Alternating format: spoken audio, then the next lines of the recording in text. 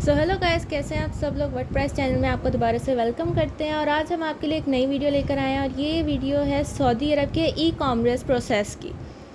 अब मैंने जैसा आपको पिछली वीडियो में बताया था कि सऊदी अरब ई कॉमर्स की मैं अगली वीडियो लाऊंगी, तो इसके बाद सऊदी अरब की ई कॉमर्स के बाद हम लोग दूसरे मुल्कों की भी ई कॉमर्स सिस्टम की वीडियोज़ लेकर आएँगे।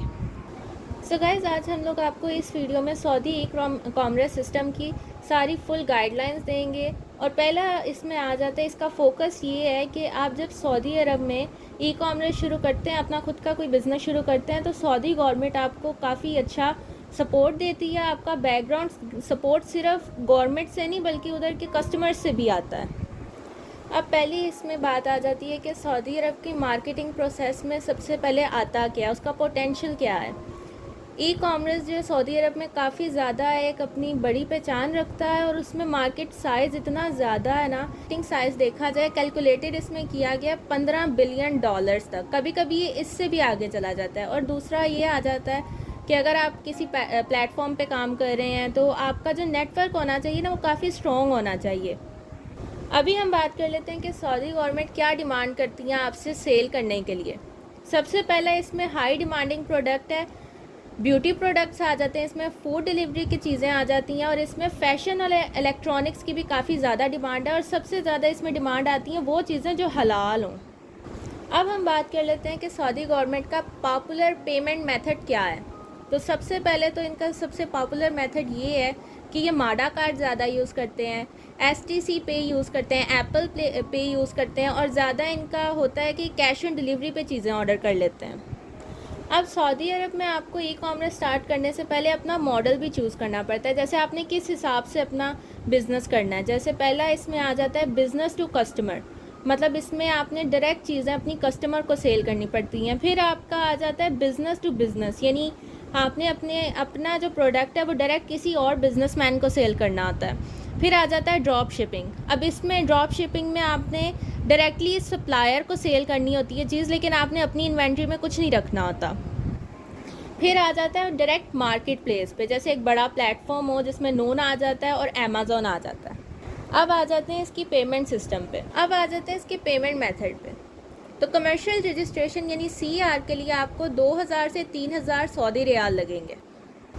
और अगर बात कर लें इसके लाइसेंस की, तो SAGIA और MISA लाइसेंस के लिए आपको 10 से 20,000 रियाल लगेंगे। और आपकी होस्टिंग और आपकी डोमेन के लिए 200 या 500 रियाल लग जाएंगे। प्लेटफॉर्म सेटअप यानी कि जैसे आपने शॉपिफाई या इस तरह के कोई बड़े प्लेटफॉर्म पे किया, तो कभी कभी ऐसा होता है कोई पैसे नहीं लगते, लेकिन कभी कभी 2000 रियाल तक लग जाते हैं। और पेमेंट गेट अवे में कभी कभी ये फ्री हो जाता है, कभी कभी इसमें पैसे लगते हैं 1000 रियाल तक। मार्केटिंग बजट में इसका आ जाता है 5000 से 10,000 रियाल तक। अब बात आ जाती है कि सऊदी अरब में ई कॉमर्स स्टार्ट करने के लिए कौन से ऐसे प्लेटफॉर्म्स हैं जिस पे आप स्टार्ट कर सकते हैं अपना बिजनेस।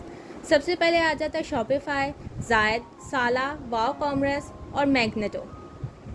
अब इसके पेमेंट गेटअवे की बात कर लेते हैं। सबसे ट्रस्टेड गेटअवे जो है सऊदी अरब के मुताबिक वो है हाइपर पे टैब्स है, मासर है, STC पे है, पे टैब्स है, और एप्पल पे और माडा यूज़ किया जाता है।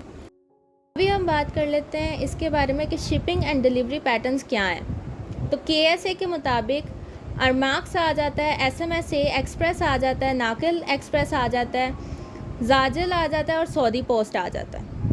लेकिन फिर भी सऊदी कस्टमर ज़्यादा ये रिक्वायर करते हैं, कैश ऑन डिलीवरी पे पेमेंट वो ज़्यादा पसंद करते हैं।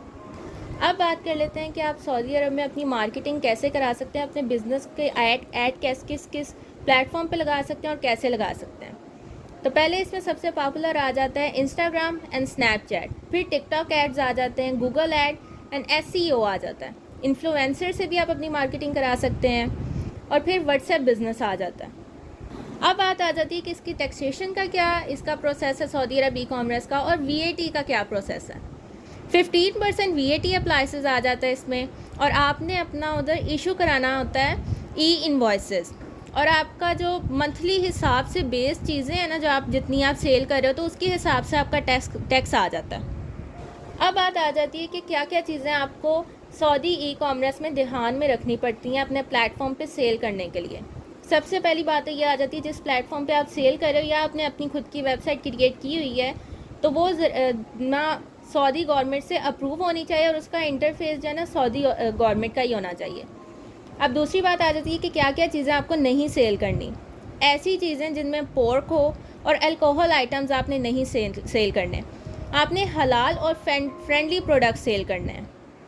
अब बात आ जाती है कौन कौन से प्लेटफॉर्म ज़्यादा मशहूर हैं उधर सेल करने के लिए, जिन पे आप वेबसाइट्स पे सेल कर सकते हैं अपना प्रोडक्ट। सबसे पहला तो इसमें आ जाता है अमेज़ॉन, फिर नोन आ जाता है, फिर जोले चेक आ जाता है, फिर नामशी और फिर इंस्टाग्राम और फेसबुक आ जाता है। सो गाइस, ये थी हमारी आज की वीडियो। उम्मीद है आपको ये वीडियो अच्छी लगी होगी और हम लोग इस तरह की ई कॉमर्स की वीडियोस नहीं लाएंगे, इसके अलावा भी और बिज़नेस की भी हम वीडियोस लेकर आएंगे। तो हमारे चैनल को सब्सक्राइब करें और वीडियो को लाइक करें।